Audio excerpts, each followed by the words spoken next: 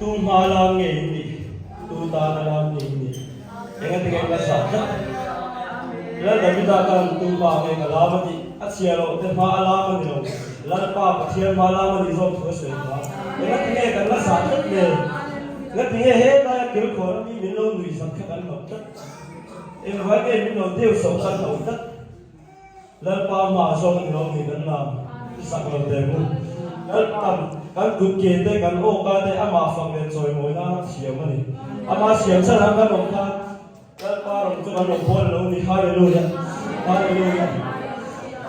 isakal demo elai lam do ni tu ta bi ma ni lo kan sa vai ta ni kapula min milau nu yang kapula min milau soy se la ati lo fang tin ithul lo ba mu kan ban ni pharila ilam te mu tin alo soy se tu ni ko i ha te mu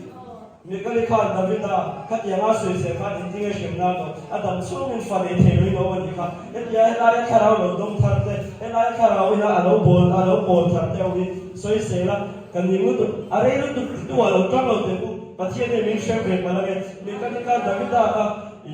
achia te ma la tak so dia teu so kha shemna to adam sungin fane thelu no wani ke ni boy min shem re palage chu wang chuan helai kharau dom tharte hallelujah lal pa ta na kun ke phar ve dei ilo ni soin ilo chai no alo de mu lal pa ma ni kan ta na lam lo ke ma ni mi phok na na lam lo lal pa